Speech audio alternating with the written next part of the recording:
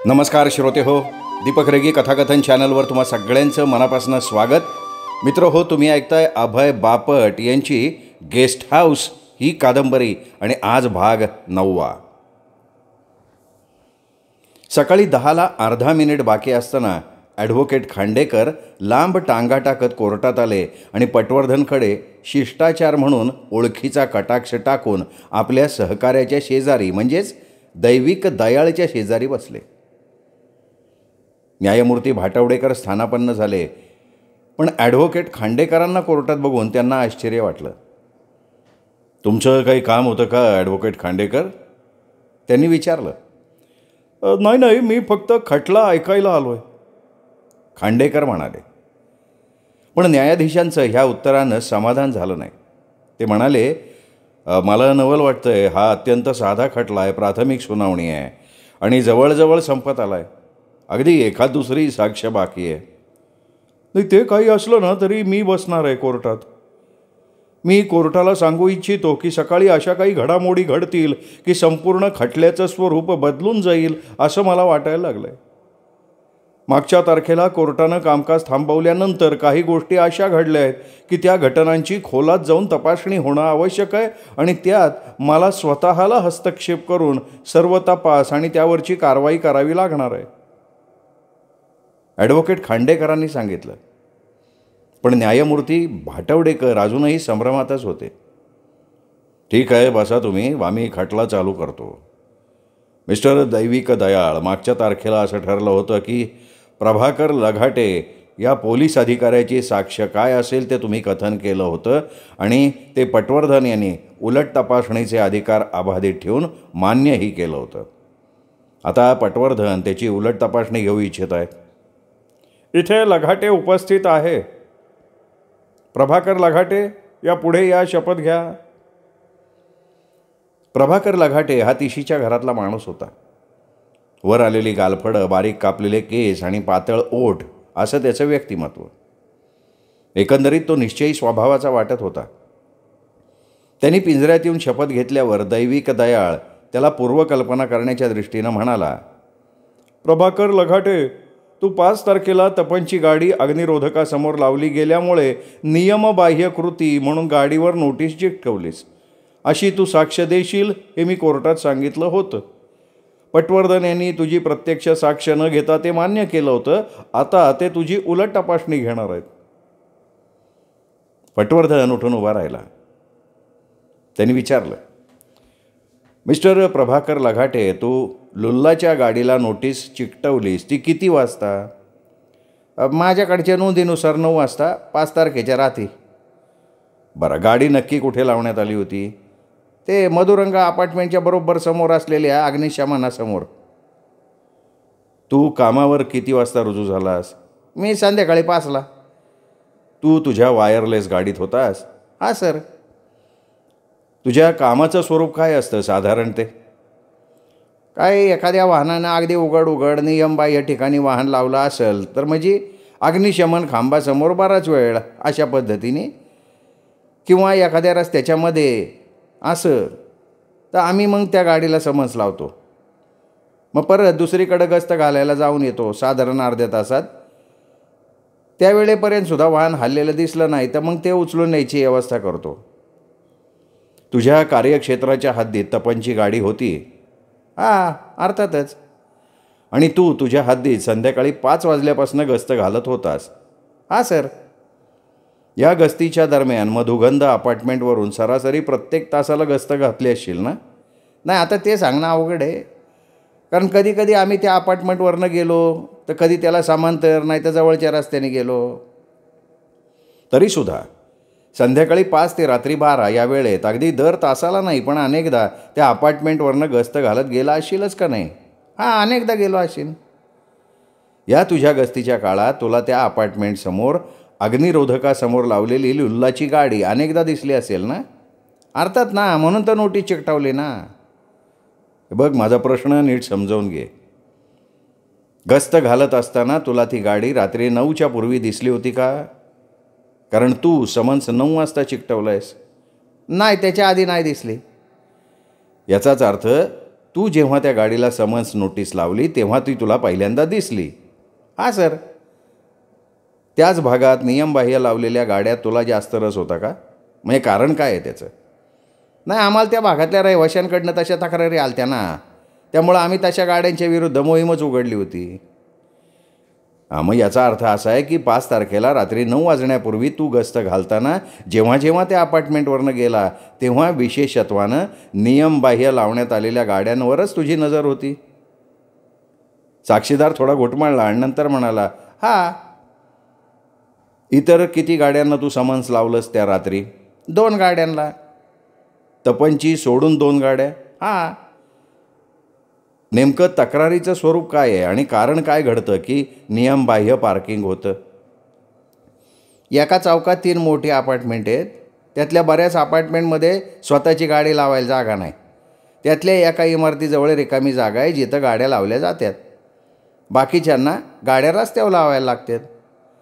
संध्याकाळी मात्र अशा वेड्या वाकड्या लावलेल्या गाड्यांमुळं वाहतूक तुंबती आणि मग तक्रारी यायला सुरुवात होती. 5 तारखेला रात्री 9 नंतर तू किती वेळ कामावर होतास? मध्यरात्रीपर्यंत. रात्री 9ला तू समन्स लावल्यानंतर तू गस्त चालूच ठेवलीस, बरोबर? त्या दरम्यान मध्यरात्रीपर्यंत तपनची गाडी तिथेच अग्निरोधकासमोर होती का? नाही, मला माहीत नाही. का माहिती नाही तुला हे? नाही, माझं त्याच्याकडे लक्ष नाही गेलं. मला असं वाटलं. हे बघ, तुला काय वाटलं यापेक्षा तुला काय माहिती आहे त्याविषयी आपण बोलू. हां सर. रात्री 9 ते 12च्या दरम्यान त्याची गाडी अग्निरोधकासमोर लावलेली होती हे तुला माहिती होतं? नाही, नव्हतं माहिती. बरं, मला आता सांग की ती गाडी अग्निरोधकासमोर लावलेली नाही हे तुला माहिती होतं? साक्षीदार अडखळला. काय बोलावं हे त्याला सुचेना. हो का नाही? पाणिनीने विचारलं. साक्षीदारानं आपले डोकं खाजवलं, डोळे मिटून दीर्घ श्वास घेतला. डोळे मिटून समोर प्रसंग उभा करायचा प्रयत्न करून तो म्हणाला, नाही, मला नाही वाटत 9 ते 12च्या दरम्यान ती गाडी तिथं होती.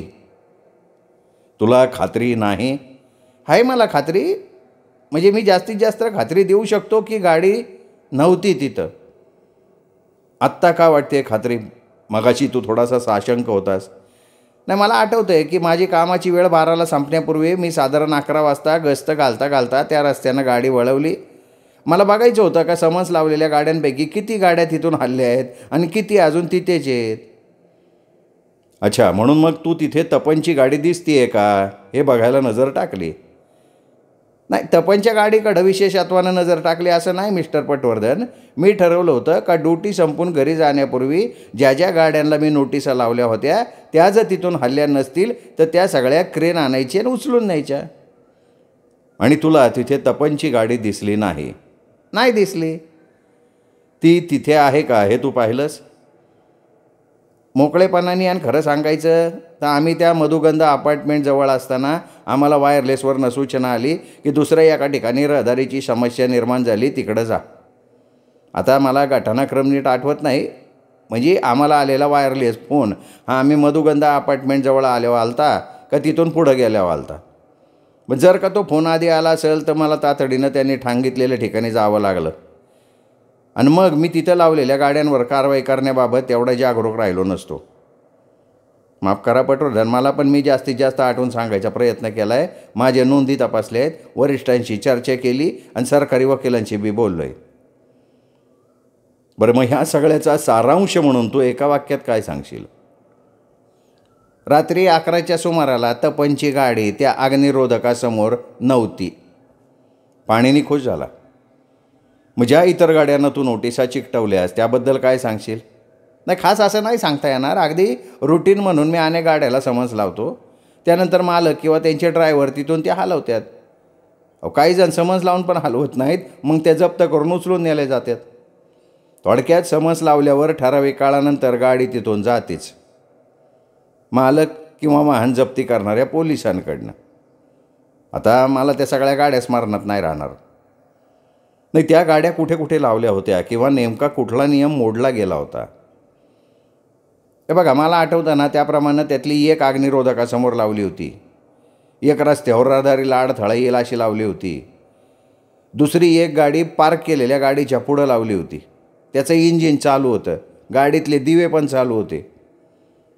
थोड्या काळासाठी त्या गाडीचा चालक बाहेर पाडला असावा. मी थोडा वेळ वाट बघितली आणि शेवटी गाडीला समन्स लावून टाकलं. नंतर काय? नंतर मी गाडी चालवत पुढच्या कोपऱ्यापर्यंत गेलो होता. आरशातनं मला दिसलं की त्या गाडीचा ड्रायव्हर आला होता आणि गाडी निघून गेली होती. त्यामुळं मग मी त्याच्याकडं फारसं लक्ष नाही दिलं. तपनचा जर त्याच रात्री खून झाला नसता आणि तुझ्यानंतर कामाला आलेल्या पोलिसानं जर तुला असं सांगितलं नसतं की तू समन्स लावलेली गाडी अगदी त्याच जागी तशीच होती, तर तुला तसंच वाटलं असतं ना की इतर गाड्या ज्याप्रमाणे समन्स लावल्यावर मालक तिथून हलवतात किंवा पोलिसांची एक तुकडी येऊन गाडी उचलून नेते, अगदी त्याचप्रमाणे तपनची गाडीसुद्धा तिथून हलवली गेली होती. बरोबर आहे का नाही? एकदम बरोबर. मी त्याच समजुतीत असतो. आणि तुझं मत असं आहे ना की रात्री 9 ते 12 या वेळात ती गाडी तिथे नव्हती. ते मी आधी सांगितलं ना पटवर्धन.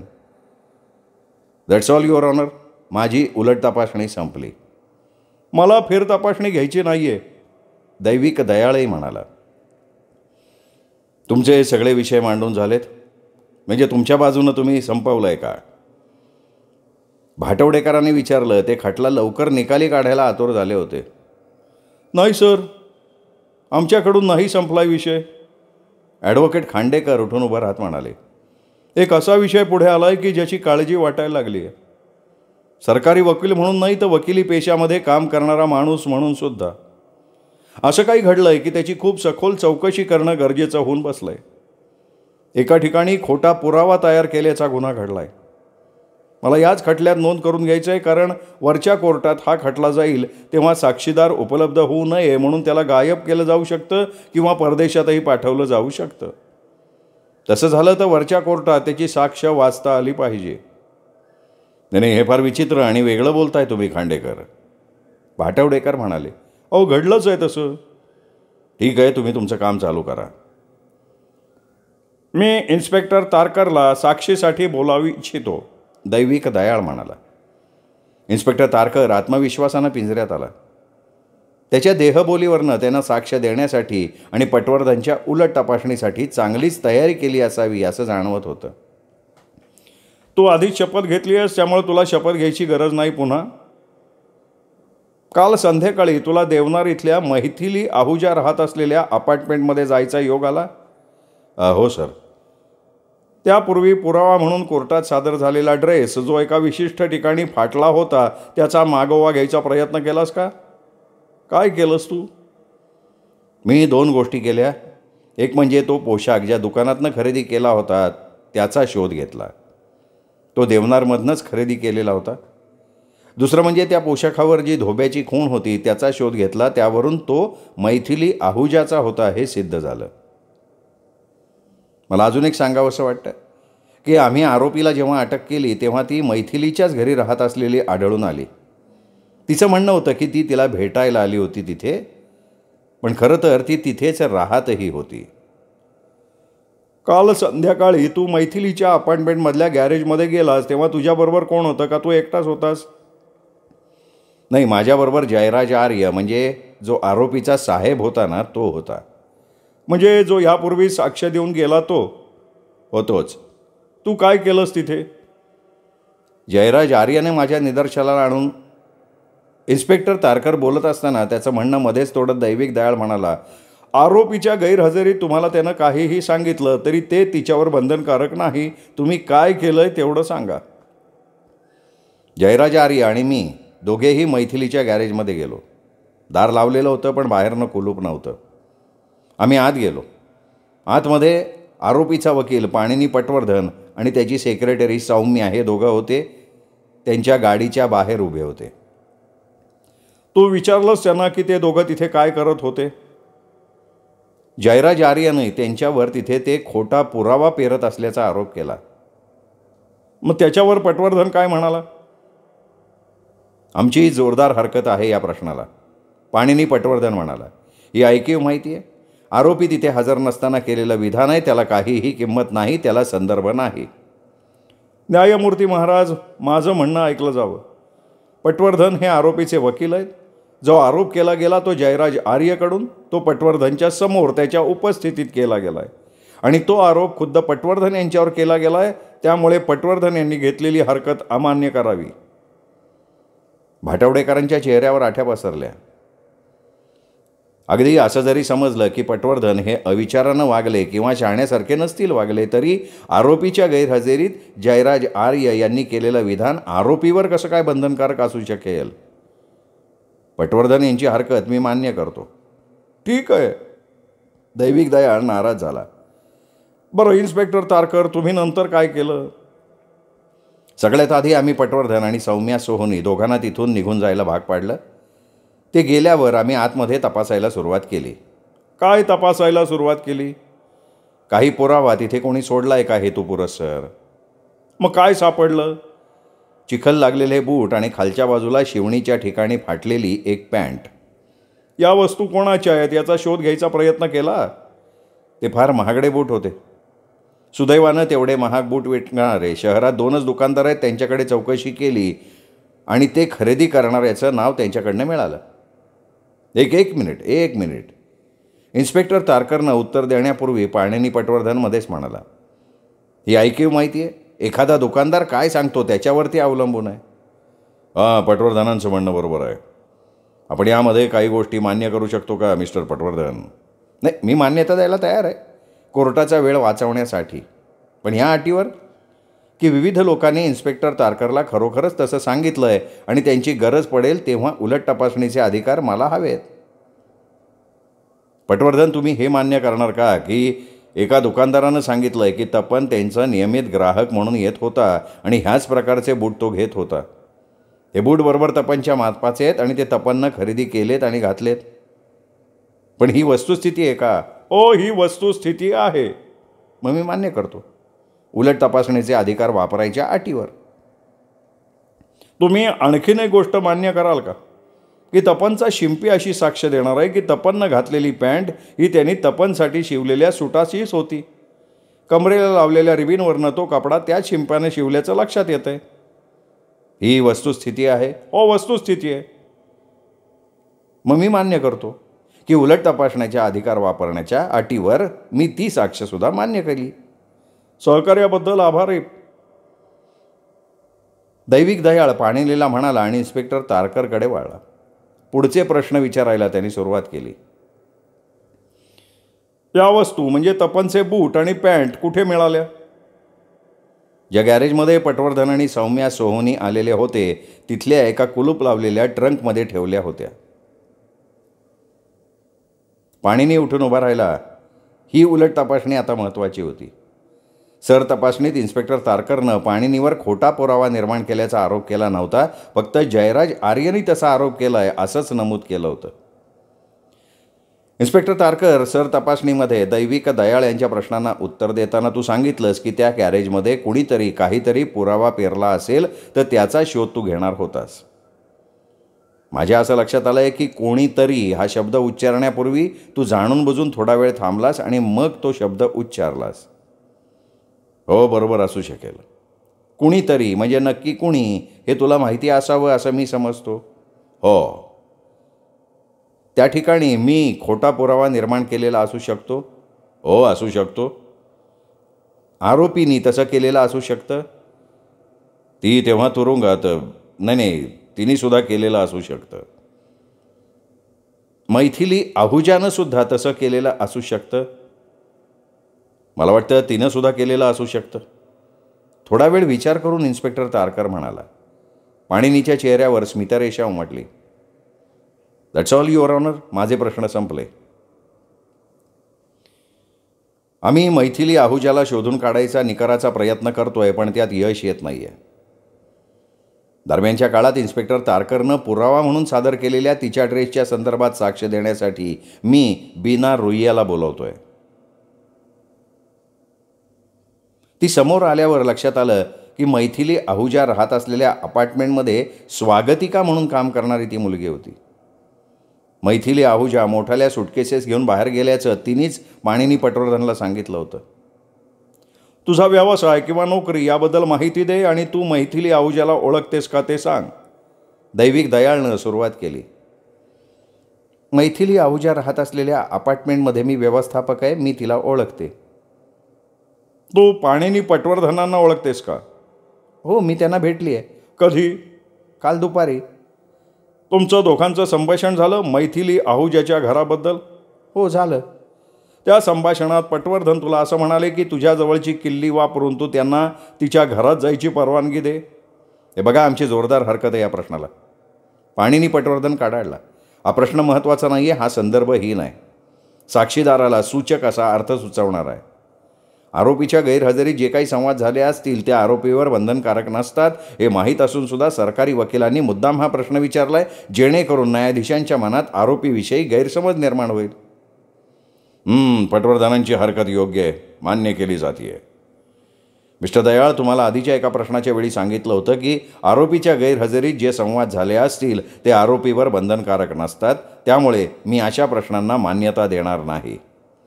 पण पटवर्धन आरोपीचे वकील आहेत, तिच्या वतीनं ते काम करतायत, म्हणजे त्यांची उपस्थिती ही आरोपीची उपस्थिती असल्यासारखी आहे. पण मी माझा आदेश दिला आहे. ॲडव्होकेट खांडेकर उठून उभे राहिले. ते एकदम जाडजूड आणि भरदार शरीरयष्टीचे होते. ते त्यांच्या दमदार आवाजात म्हणाले, कोर्ट माझं म्हणणं ऐकून घेईल का? हो, तुम्ही बोला, भाटवडेकर म्हणाले. हे प्रकरण गंभीर आहे, अचानक उद्भवलेलं आहे.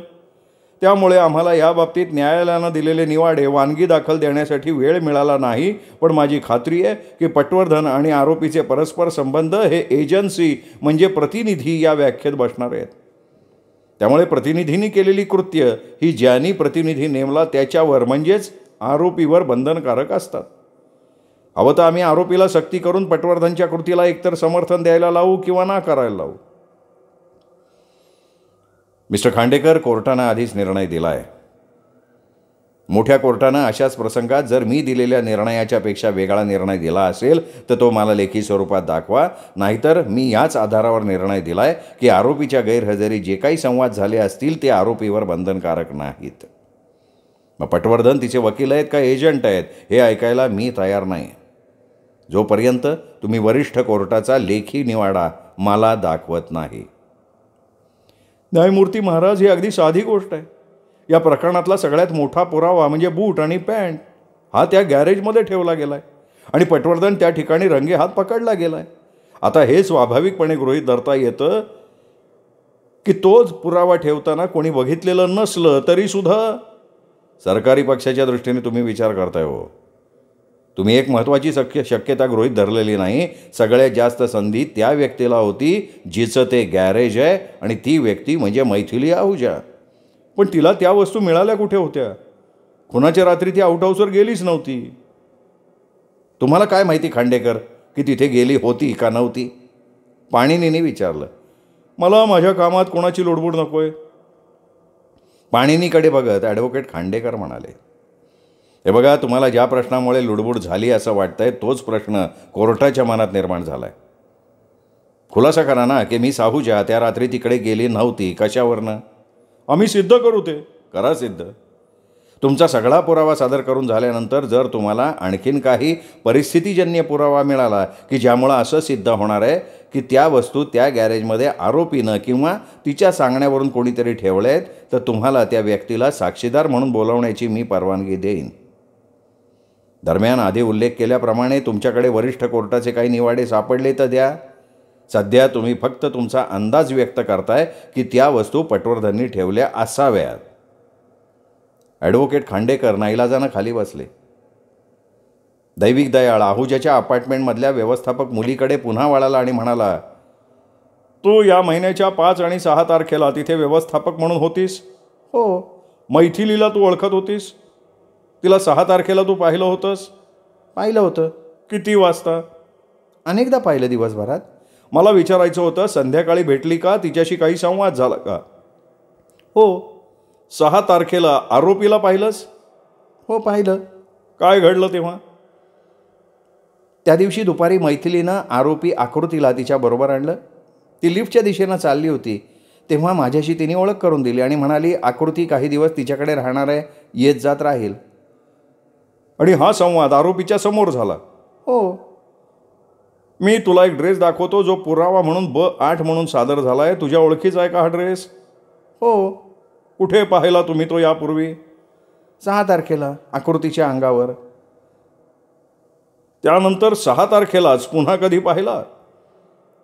6 तारखेला संध्याकाळी मैथिली आहुजानं तो घातला होता. पुरावा म्हणून B8 म्हणून सादर झाला आहे त्याच ड्रेसबद्दल तू बोलतेस ना, जो आत्ता माझ्या हातात आहे? हो सर. आणि ती कुठे होती जेव्हा तू तिला ह्या ड्रेसमध्ये बघितलंस? ती बाहेर जायला निघाली होती. जेव्हा ती परत आली तेव्हा तू तिला पुन्हा पाहिलंस? हो. कधी आली ती परत? साधारण 3 तासांनी. तेव्हा काय घातलं होतं तिने अंगावर? तिने वेगळाच पोशाख घातला होता. माझ्या मनात आलं तिला विचारावं, पण मी टाळलं. हे सगळं 6 तारखेला घडलं, बरोबर? हो. पटवर्धन, विचारा तुमचे प्रश्न. लोक जेव्हा ये जा करतात अपार्टमेंटमध्ये तेव्हा तुला दिसतात? हो, नेहमीच दिसतात. मी राहते ऑफिसच्या मागच्या इमारतीत, पण दिवसाचा बराचसा वेळ मी ऑफिसमध्येच असते. रस्त्याकडचा दरवाजा जेव्हा उघडा असतो तेव्हा तर मी नक्कीच व्हरांड्यात बसून असते. तुला बसायची व्यवस्था काय आहे? एक काउंटर आहे आणि खुर्ची. फोनची सोय नाही आहे तिथे, पण त्याची गरज नाही पडत. ज्यांना फोन करायचा असतो ते घरातला किंवा पॅसेजमधला फोन वापरू शकतात. या महिन्याच्या 5 तारखेला तू मैथिली आहुजाला पाहिलंस? हो. संध्याकाळी? ती कामावरनं आली तेव्हा संध्याकाळी, फार तर दुपारी उशिरा असं म्हणता येईल. 5 तारखेला शेवटचं कधी पाहिलंस?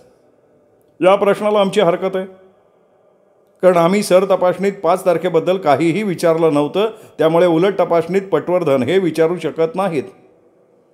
साक्षीदाराची स्मरणशक्ती किती आहे ते तपासायचे मला, आणि त्याचा मला अधिकार आहे. तुमची हरकत अमान्य करण्यात येते. पटवर्धनांच्या प्रश्नाला साक्षीदार उत्तर देतील. मी तिला 5 तारखेला दुसऱ्या वेळी पाहिलं ते रात्री 9च्या सुमाराला. तू तिला रात्री 9च्या सुमाराला बघितलंस तेव्हा ती काय करत होती?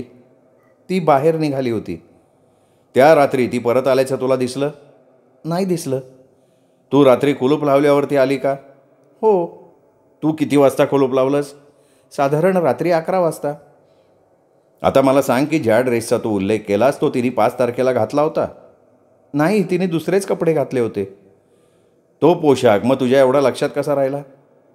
माझा अगदी बरोबर तसाच एक ड्रेस आहे. त्यावरून पूर्वी तिची आणि माझी चर्चासुद्धा झाली होती. मैथिलीने 5 तारखेला घर सोडलं? हो. 2 मोठ्या सूटकेसेस घेऊन? हो. तू बघितलंस तिला घर सोडताना? हो. ती कुठं जातीये किंवा किती दिवसांसाठी बाहेर निघाली आहे याबद्दल तिने तुला काही सांगितलं? नाही, काहीच नाही कल्पना दिली. हे वेगळं नाही का वाटलं तुला? जोपर्यंत वेळच्या वेळी भाडं येतं आहे तोपर्यंत मी त्यांच्या वैयक्तिक बाबतीत नाक खुपसत नाही. माझा प्रश्न नीट लक्षात घे. कुठे जातीये आणि कधी येणार आहे हे न सांगता ती गेली, हे वेगळं नाही का वाटलं तुला? नक्कीच वेगळं वाटलं. ती अशा प्रकारे गेल्यानंतर तू तुझ्या जवळच्या किल्लीनं तिचं घर उघडतेस? हे विचारलं जायला माझी हरकत आहे. संदर्भहीन, काहीही अर्थ नसलेला प्रश्न आहे हा. साक्षीदाराची मानसिकता कशी होती हे सिद्ध करण्यासाठी हा प्रश्न विचारला आहे मी. न्यायाधीश भाटवडेकर थोडे अडखळले आणि म्हणाले, ठीक आहे, मी देतो परवानगी ह्या प्रश्नाला. उत्तर द्या बिना रुया. हो, उघडलं तिचं घर. आणि तू आत गेलीस? तू एकटीच होतीस का तुझ्याबरोबर कोणी होतं? इन्स्पेक्टर तारकर होते माझ्याबरोबर. काय सापडलं तिच्या घरात? न्यायमूर्ती महाशय, हे अति झालंय. आम्ही सर तपासणीत ह्याबद्दल काहीही प्रश्न विचारलेला नसताना उलट तपासणीत मात्र ह्या गोष्टी आणल्या जात आहेत. आमची हरकत आहे. कोर्टाचं मत आहे की हरकत योग्य आहे. साक्षीदाराचा खरेपणा आणि प्रामाणिकपणा तपासण्यासाठी हवं तेवढं स्वातंत्र्य पटवर्धनांना कोर्टाने दिलं आहे. पाणिनीला ते अपेक्षित होतं. त्याच्या तोंडावर स्मितरेषा उमटली. दॅट्स ऑल युअर ऑनर, माझे प्रश्न संपले. जर कोर्टानं परवानगी दिली तर बूट आणि पॅन्ट या 2 वस्तू आम्ही पुरावा म्हणून सादर करून घेऊ इच्छितो. आणि ह्या वस्तू जिथे सापडल्या त्या ठिकाणी पाणिनी पटवर्धनबरोबर जो संवाद झाला तो कोर्टाच्या निदर्शनाला आणण्याच्या आमच्या विनंतीचा फेरविचार व्हावा अशी शिफारस करतो. आम्हाला असं वाटतंय की पटवर्धन यांनीच त्या वस्तू तिथे ठेवल्या हे सिद्ध करण्याएवढा परिस्थितीजन्य पुरावा आहे. भाटवडेकरांनी नकारार्थी मान हलवली आणि म्हणाले, तुम्ही अजून पुरेसं स्पष्ट केलेलं नाही आहे. न्यायाधीश महाराज, या वस्तू तपनच्या मालकीच्या होत्या. कोर्टाच्या आणि पोलिसांच्या मनात सहानुभूती निर्माण होईल अशी कथा आरोपीनं म्हणजे आकृतीनं रचली. ती खरी वाटावी म्हणून आपल्यावर तपननं हल्ला केल्याचा, काटेरी कुंपणाच्या खालनं सरपटत गेल्याचा, कुंपणाला ड्रेस अडकून फाटल्याचा, ओल्या रस्त्यानं जाण्याचा, टाचांचे ठसे मातीत उठल्याचा पुरावा तिला निर्माण करायचा होता. आपल्याला हे तर अनुमान काढता येतं ना की पटवर्धन यांनीच मैथिलीला तिचा ड्रेस आणून आकृतीच्या घरात ठेवायला लावला आणि त्याचा तुकडा काटेरी कुंपणाला अडकल्यासारखा वाटेल अशा पद्धतीने तिथे ठेवला. आम्ही हे दाखवलंय की हा पुरावा 6 तारखेला संध्याकाळी तिथे तयार केलेला असू शकतो, खुनाच्या वेळेनंतर बहुतेक 24 तासात. आम्ही हे पण दाखवून देऊ की पटवर्धन यांनी तपनचे बूट आणि पॅन्ट मिळवले, बूट चिखलात लडबडवले, त्यावर गणताचे कण लागतील अशी व्यवस्था केली, जेणेकरून असं वाटावं की आकृतीनं सांगितल्याप्रमाणे खरोखर तपन तिला शोधत चिखलातनं आणि गवतातनं फिरत होता. आम्ही हे सुद्धा दाखवून देऊ की पटवर्धन आणि आरोपीनं परस्पर संगनमतानं हे कृत्य केलंय. दैविक दयाळनं मोठं निवेदन केलं. ते सगळं ठीक आहे हो, पण तुम्ही त्याचा संबंध आरोपीशी कसा लावणार, मुळात पटवर्धन यांच्याशी कसा लावणार? युअर ऑनर, पटवर्धन आणि त्यांची सेक्रेटरी त्या गॅरेजमध्ये रंगेहात पकडले गेलेत. नाही, बिलकुल नाही. न्यायाधीश भाटवडेकर ठामपणानं आपली मान हलवत म्हणाले, पटवर्धन यांचे हात रंगलेले नाहीत. मुळात ते इन्स्पेक्टर तारकर तिथे येण्यापूर्वी काही सेकंद आधी आले होते आणि ते तिथे पुरावा शोधायला आले होते. इन्स्पेक्टर तारकरनं सांगितलंय की तो आणि जयराज आर्य तिथे पुरावा शोधायला गेले होते. आता असा विचार करा की इन्स्पेक्टर तारकर आणि जयराज आर्य आधी गेले असते आणि नंतर पटवर्धन आणि सौम्या सोहनी गेले असते, तर तुम्ही म्हणाला असतात का की इन्स्पेक्टर तारकर आणि जयराज आर्य यांना पटवर्धननं तिथं पुरावा पेरत असताना रंगे हात पकडलं म्हणून? नक्कीच तसा अर्थ नसता काढला मी. हो ना, मग तसंच पटवर्धनांच्या बाबतीतही घडलं आहे. पण पटवर्धनांना तिथे पुरावा निर्माण करायला सबळ कारण होतं. तो पुरावा तिथं टाकणं हे त्यांच्या आशिलाच्या फायद्याचं होतं. पटवर्धनांच्या आशिलाच्या दृष्टीनं म्हणजे आरोपी आकृतीच्या दृष्टीनं विचार केला तर इन्स्पेक्टर तारकरनं त्या वस्तूला तिथे लपवणं हे पोलिसांच्या आणि जयराज आर्यच्या फायद्याचं होतं असं पटवर्धनही म्हणू शकतात. आपण वास्तववादी विचार करणारे लोक आहोत. आपल्याला माहिती आहे काय झालंय. तुमचा जो अंदाज आहे ना काय घडलं असावं तेच घडलंय असं तुम्हाला वाटतंय, पण तुम्हाला जे वाटतंय ते आरोपीवर बंधनकारक नाही हे लक्षात घ्या. दैविक दयाळ चिडला. कोर्टाची अशी अपेक्षा असेल की पाणिनी पटवर्धन ट्रंकेत त्या वस्तू भरत असताना ते पाहिलेले साक्षीदार आम्ही कोर्टात हजर करावेत, तर ते शक्य नाही. जेव्हा एखादा हुशार माणूस गुन्हा करतो तेव्हा तो कोणी नसताना तिथे करतो. हे सगळं समजण्या एवढं कोर्ट हुशार आहे. कोर्ट काल जन्मलेलं नाही. परिस्थितीजन्य आणि अन्य पुराव्यावरून गुन्हा झाला का नाही हे तपासावं लागतं, हे मान्य आहे. तरीसुद्धा प्रश्न उरतो की आरोपीला काही गृहीतकांचा फायदा देता आला पाहिजे. शहाणपणाचा दृष्टिकोन ठेवणं हे कोर्टाचं काम आहे. दैविक दयाळ काहीतरी बोलणार होता, पण भाटवडेकरांना पुढं बोलायचं हे लक्षात आल्यावर तो थांबला. आता जो पुरावा समोर आला आहे त्यानुसार कोर्टाला वेगवेगळे पर्याय समोर दिसत आहेत. त्यातला एक आहे की ज्या व्यक्तीनं ते गॅरेज भाड्यानं घेतलं होतं त्याच व्यक्तीला त्या ठिकाणी त्या वस्तू ठेवायची संधी होती. आणि कोर्टाला ह्या गोष्टीचा विसर पडलेला नाही आहे की पायस हिर्लेकर या माणसानं अग्निशमनाच्या खांबासमोर गाडीतून उतरणारी स्त्री म्हणून सुरुवातीला मैथिली आहुजाचंच नाव घेतलं होतं. अगदी मोकळेपणानं सांगायचं झालं तर आता खटला संपवायची घाई न करता मला ह्या गोष्टीच्या मुळापाशी जायचं आहे. मला असं वाटतंय की पायस हिर्लेकरला पुन्हा साक्षीदाराच्या पिंजऱ्यात बोलून प्रश्न विचारावेत. वकिलांनी नाही तर स्वतः कोर्टानं विचारावेत. पण युअर ऑनर, पायस हिर्लेकर त्याच्या कामावर गेलाय. दैविक दयाळ म्हणाला. त्याला पुन्हा इकडे बोलवून घेऊन साक्ष घेण्यात फार वेळ जाईल. हा खटला लवकरात लवकर निकाली काढण्यात कोर्ट फार आतुर आहे आणि त्याला आम्ही साथ देऊ इच्छितो. आणि पुन्हा नव्यानं त्याच्या साक्षीतून काही निष्पत्ती होईल असं वाटत नाही, त्यामुळे त्यात वेळ वाया घालवू नये असं वाटतं. हे बघा, खटला लवकरात लवकर निकाली काढण्यात कोर्ट आतुर आहे हे खरं आहे, पण त्यापेक्षा योग्य न्याय द्यायला जास्त आतुर आहे. मला नाही वाटत की त्याला इथे यायला फार वेळ लागेल. पण तो परत येईपर्यंत आपण पुढचं काम करू शकणार नाही असं तर नाही ना? मला वाटतं पायस हिर्लेकर येईपर्यंत मी कोर्टाचा वेळ वाया जाऊ नये म्हणून इन्स्पेक्टर तारकरला बोलवून घेतो. हो, घ्या तुम्ही बोलवून, कारण मला त्याची उलटतापासणी घ्यायचीच आहे. पाणिनीही म्हणाला. हे ठीक राहील. तेवढ्यात ॲडव्होकेट खांडेकर उठून उभे राहिले. ही फक्त प्राथमिक सुनावणी आहे न्यायाधीश महाराज. आरोपीनं गुन्हा केलाय का? मिस्टर खांडेकर, आता हे प्रकरण त्याच्या पुढे गेलंय. पाणिनी पटवर्धन आणि त्याची सेक्रेटरी या दोघांच्या प्रामाणिकपणावर आणि नीतिमत्तेबद्दल प्रश्नचिन्ह उभं राहिलं आहे. मी आदेश देतो की इन्स्पेक्टर तारकरनं साक्षीसाठी हजर व्हावं आणि पोलिसांना आदेश देतो की पायस हर्लेकर यांना इथे हजर करावं. न्यायमूर्ती भाटवडेकर यांनी कडक भूमिका घेतली. इन्स्पेक्टर तारकर पुढे आला आणि साक्षीदाराच्या पिंजऱ्यात उभा राहिला. मित्रांनो, हा होता 9वा भाग. 10वा भाग उद्या. तोपर्यंत नमस्कार.